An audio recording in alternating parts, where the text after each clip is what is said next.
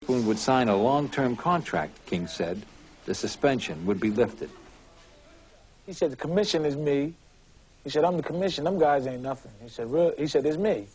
I said, he said, well, the only way to get lifted up if you sign this deal with me. And I said, well, I'm not signing it. And I went home, and like I said, the money was like, I was pulling mothballs out my pocket. With no money and no license, Witherspoon soon reconsidered. He went to Don King's office in New York City. According to Witherspoon, King spread 4 contracts on the table. He promised to have the suspension lifted and give Witherspoon a shot at the title if Witherspoon would sign and accept King's stepson, Carl, as his manager.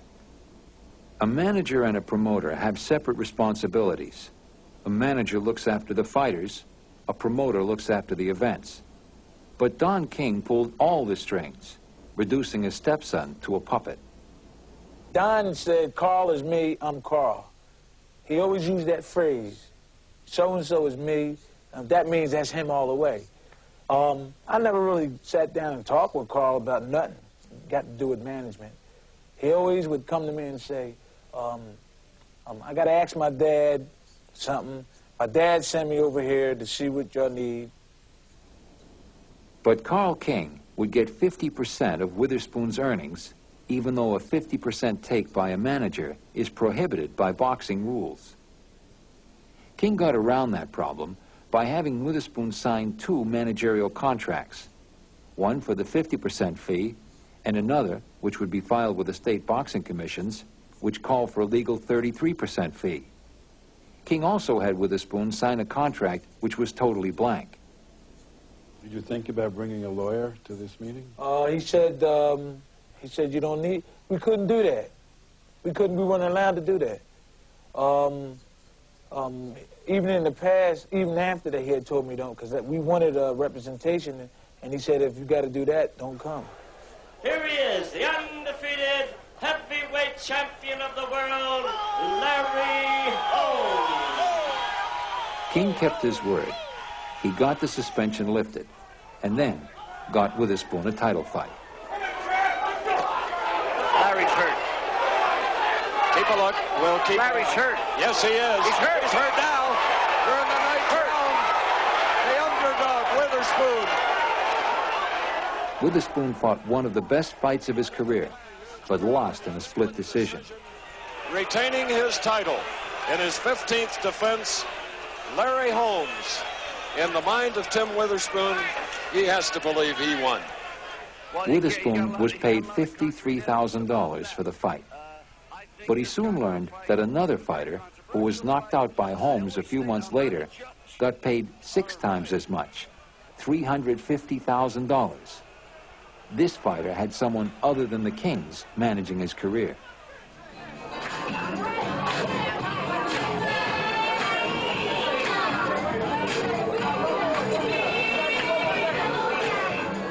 Witherspoon could still celebrate. King was getting him the fights, and Witherspoon figured when he was champion, like Larry Holmes, the $1 million paydays would come.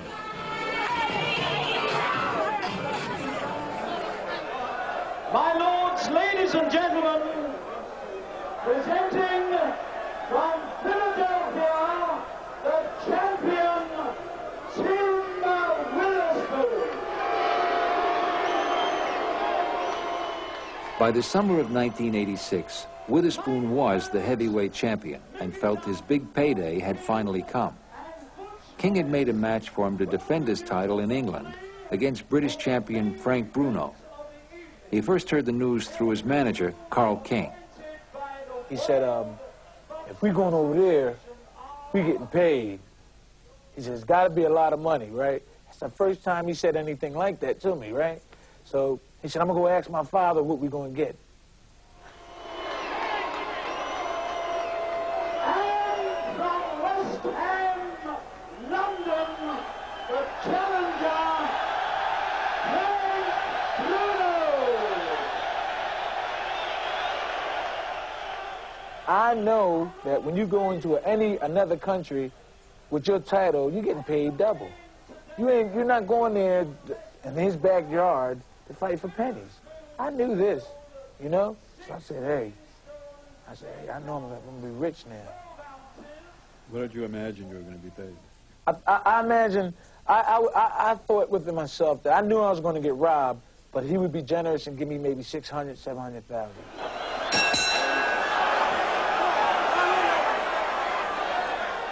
I knew I had Frank Bruno. I knew I had him. Whether it was the 11th round, I knew that he was wearing down. We both landed rights, but mine landed more flush. When I hit him and saw that wobble, I said, it's mine. Bruno is in a heap of trouble here. And I put all of it in, and I pulled an overhand right arm, boom, and it bent him down. He went into rope, and then I finished him off, boom, and he went down.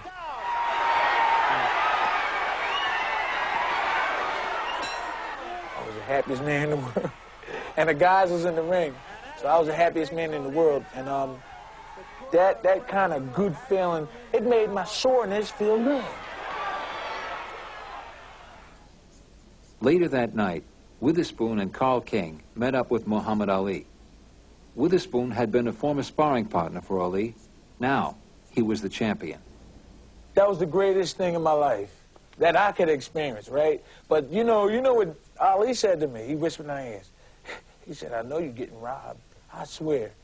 He said, I know you ain't going to get all your money. But joking, and I laughed at him, you know? The fight generated millions of dollars in revenue, including a total gate of $2 million and $1.7 million more for the American television rights. But when Tim Witherspoon got home, he received a check for only $90,000. He immediately called Don King. I said, Timmy? I said, yeah, Don, what's all this here, 90,000? He said, well, really what it is 90, half, you got a nickel. He said, you got a nickel, Carl get his cut, and then you had expenses. I said, man, this is crazy. King's reference to a nickel meant that Witherspoon's share of the purse was $500,000.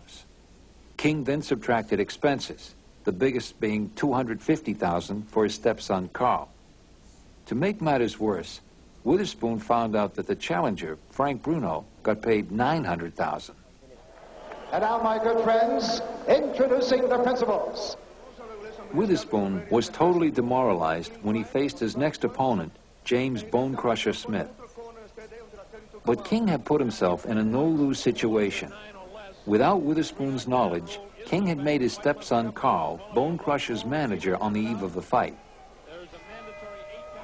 This meant that Carl King was managing both fighters in the same match, a conflict of interest unusual even by boxing standards.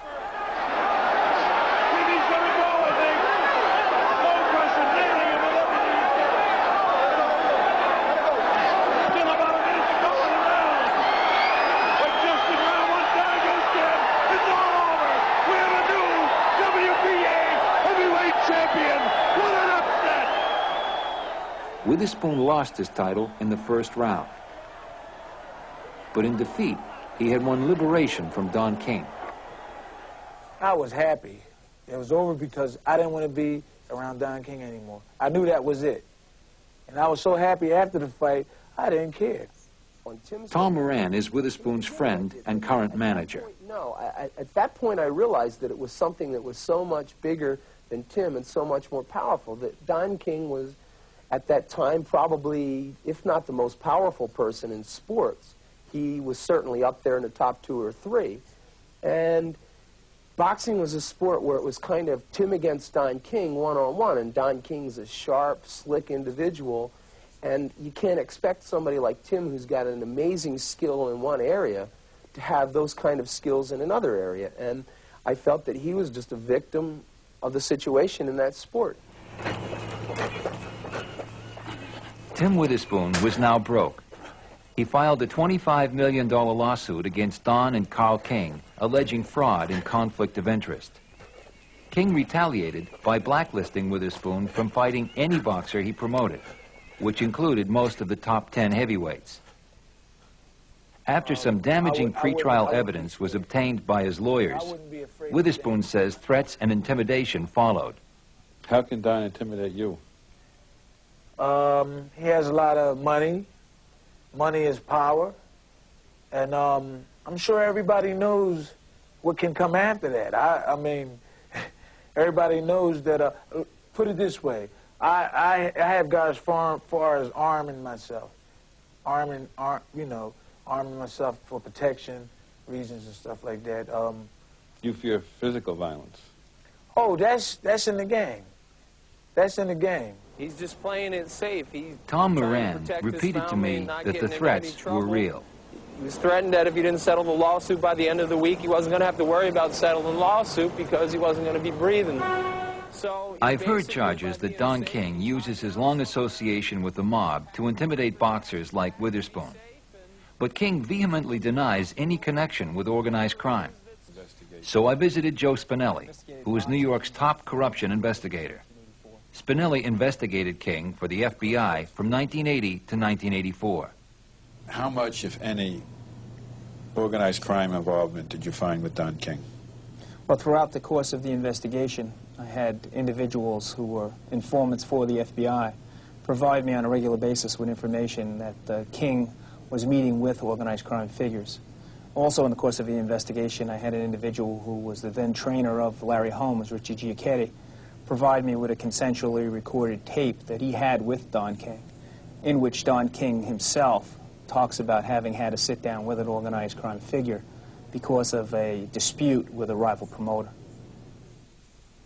Both the mob and King benefited from this relationship. According to a New Jersey Crime Commission report, mobsters got lucrative closed-circuit TV deals for some of King's fights. And several fighters told me King used organized crime to intimidate them. Blinky Palermo, known as organized crime's ambassador to boxing, was often used by King as an intimidating messenger to Witherspoon and other Philadelphia fighters. Palermo fixed fights and went to prison in the 1960s for trying to extort control over a boxing champion.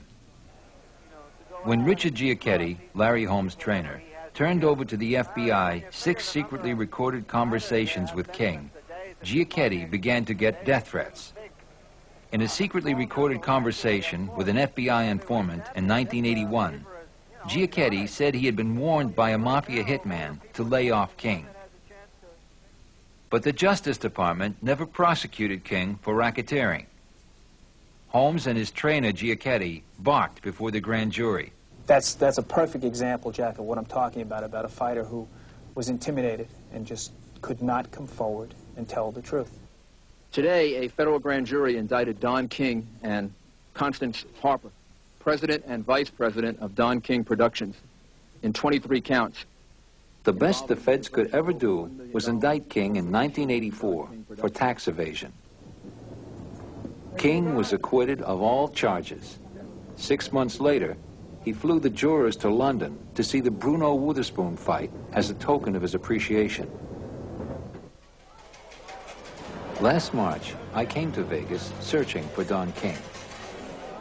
King had refused my request for an interview for several months, and I thought the press conference before the Tyson-Ruddock fight would be an opportunity to seek him out in person. I don't want to predict and prognosticate and tell a lie. King was working the reporters individually when he began to criticize Bob Lee and the International Boxing Federation for ranking black South African fighters. Bobby Lee is no longer fit to be the president of an organization. He's dealing with South Africa. King's tirade began when I asked him about his own dealings in South Africa. Don, can we talk to this for a second? What about the million you got from Sun City? Well, the million I got from Sun City, and this I'm going to say to you because to me, you means nothing, because you have been one of the guys who have vilified me, crucified me, castigated me all throughout my career, not objectively, not fair and impartially. No, let me talk now. We made 3 appointments with you to give you another thing. As far as I'm concerned, you're a scumbag. I don't have no use for you at all. You may be the greatest, you think you're the greatest, but to me, to you as a man to man, you are nothing. You are dirt, and I just walk around you to keep them stepping in it. So you don't have to worry about me. So I don't have no use for you, Jack Newfield. Yes, I made the mistake. I made the mistake of thinking, not going to South Africa. Then Don King did something I've never seen him do. He admitted he'd been wrong. I stand reproved. I apologize for what I did because I understand that it was wrong. Even though I didn't go there, I thought I could do it at an arm's length transaction.